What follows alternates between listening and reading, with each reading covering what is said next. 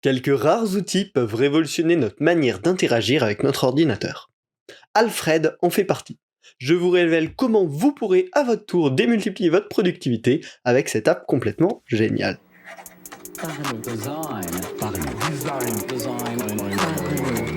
Parlons Design saison 6 est sponsorisé par la KakaoTOS Academy.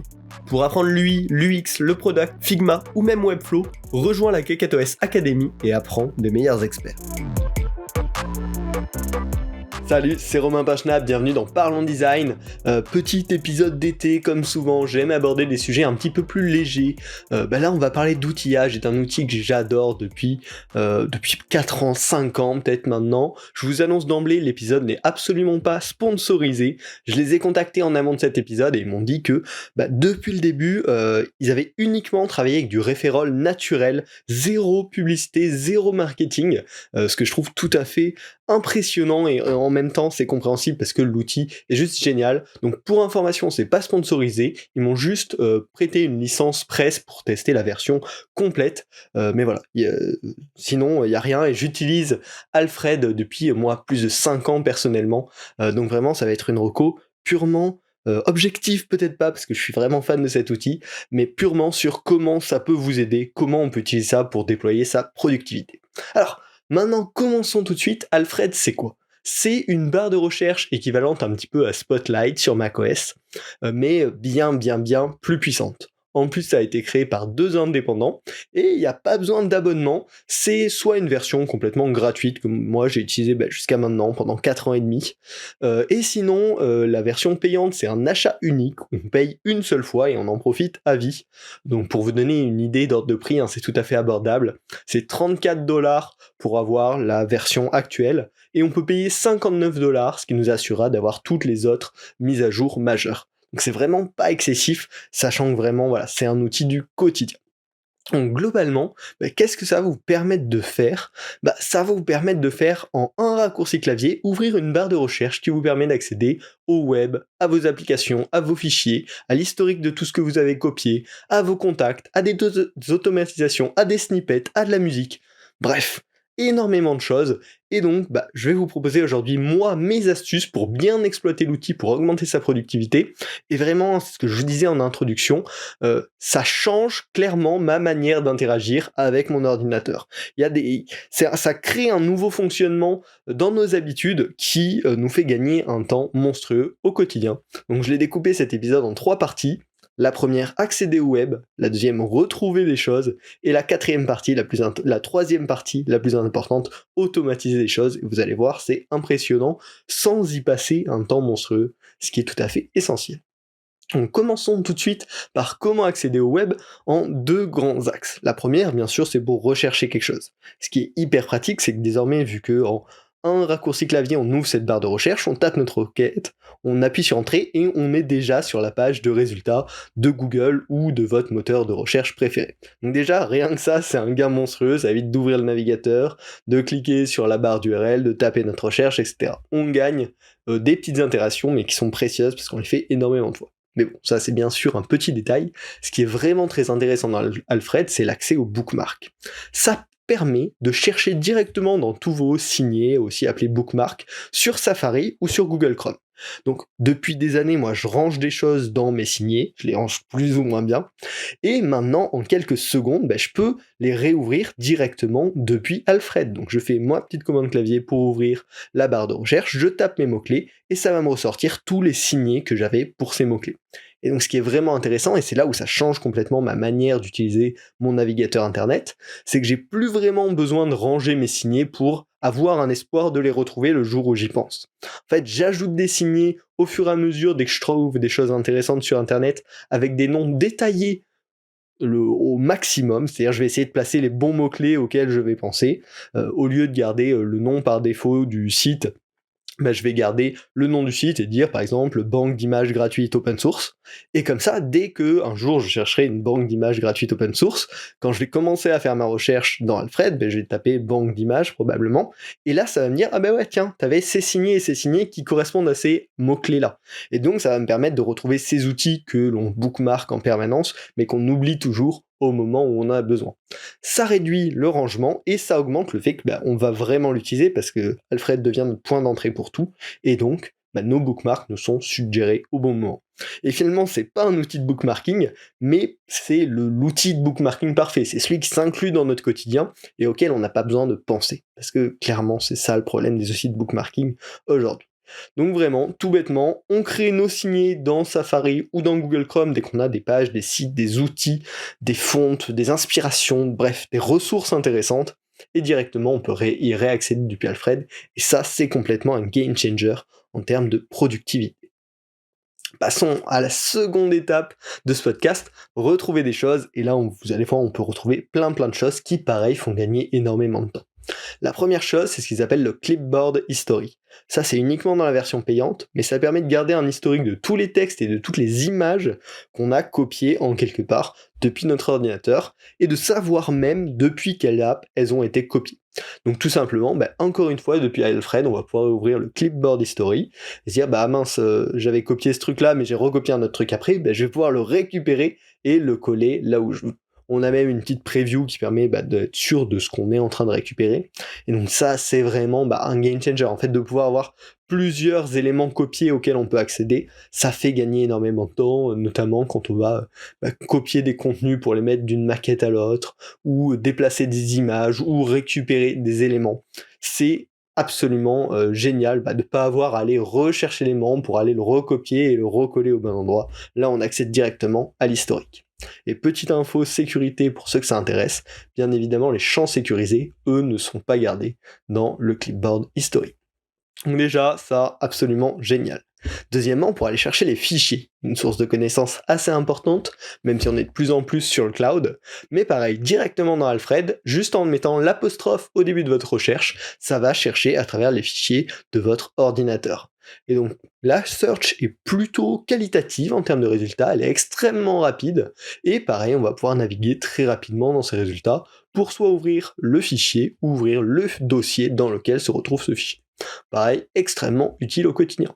Ça permet aussi d'ouvrir des applications, toutes vos applications natives en tapant juste leur nom, mais également toutes vos web apps, par exemple, si vous utilisez Figma uniquement sur le web, ou Miro, par exemple, qui est que sur le web, il me semble, c'est bookmarké, donc vous allez pouvoir l'ouvrir directement depuis Alfred, sans encore une fois avoir à faire toutes les étapes pour y aller. Juste ouvrir la barre de recherche et ouvrir Miro.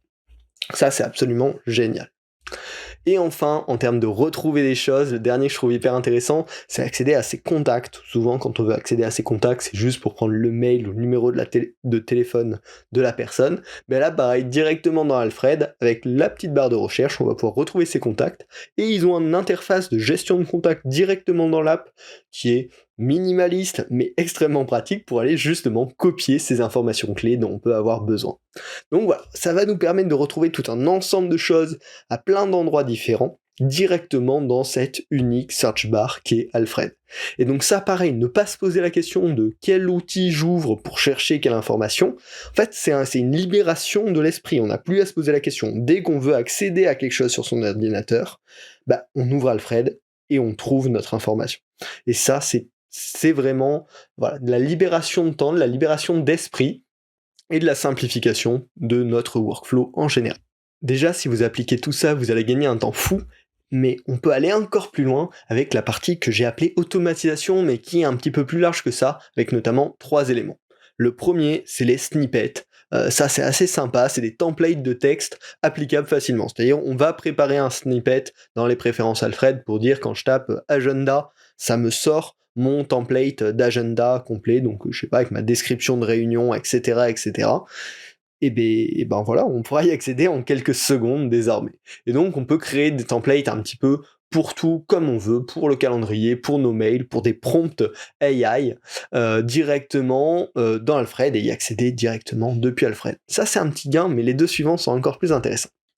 Le premier que j'adore, c'est ce qui s'appelle les custom search. C'est la possibilité, entre guillemets, d'auto-remplir des actions de site. Donc comme on fait avec Google, quand on fait nos recherches Google sur Alfred, en fait on tape notre recherche, on appuie sur Entrée et ça nous ouvre l'interface Google pré-remplie, on va pouvoir bien sûr le faire avec Yahoo, Bing ou tout autre moteur de recherche. Mais on va aussi pouvoir le faire avec Wikipédia, avec YouTube, avec Figma pourquoi pas, ou même moi je m'en suis créé un avec World Vector Logo, qui me permet de chercher un logo directement dans World Vector Logo. Donc extrêmement pratique, pareil, pour avoir accès à des recherches rapides en quelques secondes. Mais on peut le pousser beaucoup plus loin.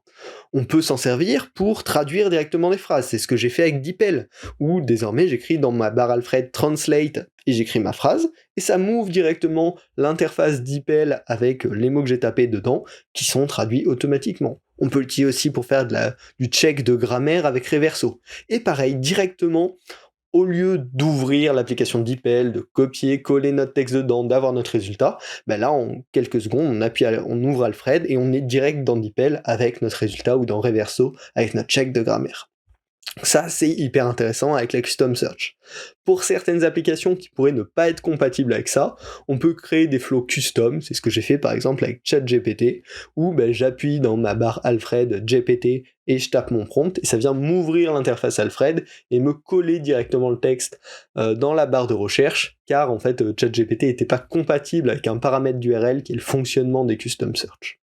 Donc vraiment, il y a plein de choses à faire avec ça pour gagner énormément de temps, et rien que la traduction avec DeepL, je l'utilise régulièrement, ou le check grammaire avec Reverso, et c'est un gain de temps monstrueux, ça transforme 4 étapes pour accéder à notre résultat en une seule étape directement dans Alfred, et si c'est quelque chose qu'on répète même 1-2 fois par jour, sur la durée, ça va être monstrueux, le petit gain de temps et la liberté d'esprit qu'on s'offre.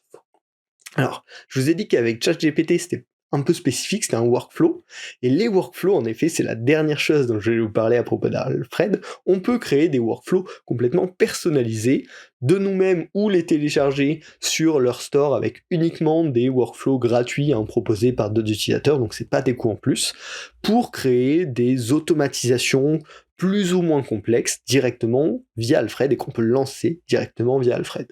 Alors notamment dans celle que j'ai téléchargée en ligne, moi, j'ai téléchargé Menu Bar Search, qui permet tout simplement d'avoir toutes les actions de la top bar de l'application en cours directement dans Alfred. Donc par exemple, je suis sur Figma, je veux ouvrir un nouveau fichier, je peux juste ouvrir Alfred et faire New File, et ça va me lancer l'action dans Figma. Donc ça, c'est absolument génial, et ça s'applique à toutes les applications. Ce que j'ai téléchargé également, c'est AirPods Connector. Ça permet de switcher facilement en connectant ou déconnectant des AirPods, parce que des fois le système n'est pas parfait, et donc ça permet pareil de le faire depuis Alfred. Un autre intéressant permet de connecter Alfred aux shortcuts Apple. Donc vous pouvez créer vos shortcuts Apple classiques et les lancer directement depuis Alfred. Et enfin, dans les petits faits maison que je me suis fait, je me suis fait un petit custom workflow qui me permet de récupérer l'URL du logo d'une entreprise en passant par Clearbit. Donc ça c'est vachement pratique. Je me suis fait un petit workflow pareil qui me permet de copier directement mon URL de room around pour partager des meets à des personnes directement en quelques secondes, et on peut faire des choses bien plus complexes. J'ai pas pris le temps d'en faire parce que j'en ai pas eu le besoin directement, mais pour ceux qui sont vraiment fans d'automatiser tout plein de choses, vous allez clairement pouvoir vous faire plaisir. Voilà. En conclusion, c'est un outil surpuissant qui en plus a le mérite d'être personnalisable, même en termes d'UI. Donc vous allez pouvoir vous faire plaisir, parce que c'est vrai que le style par défaut est pas foufou, mais vous allez pouvoir l'ajuster à vos besoins. Donc en tant que designer, avoir un outil sur mesure, ça fait toujours plaisir. Voilà, et je vous invite juste à utiliser, ça fait 5 ans que j'adore, que j'en parle à tous mes amis tout le temps. J'ai regardé, je suis à 40 usages de Alfred par jour en moyenne sur mon ordi perso, donc sans compter mon ordi du boulot. Ça fait vraiment beaucoup, ça fait je crois 30 000 appels sur 2 ans. Donc vraiment je suis fan de cet outil. Comme je vous l'ai dit, c'est pas sponsorisé, ils n'ont pas payé pour que je parle d'eux dans cet épisode, donc je vous invite juste à essayer. Pour moi, ça a été un game changer en termes de productivité. Voilà. J'espère que cet épisode un petit peu fan vous aura plu. N'hésitez pas à partager l'épisode et à vous abonner pour d'autres épisodes qui seront bien plus ancrés dans le design, dans les méthodes, dans le design system. On va parler probablement peut-être de gross design encore un peu. Enfin voilà, des sujets un petit peu plus profonds, je l'espère. En tout cas, on se retrouve la semaine prochaine pour un nouvel épisode. Salut!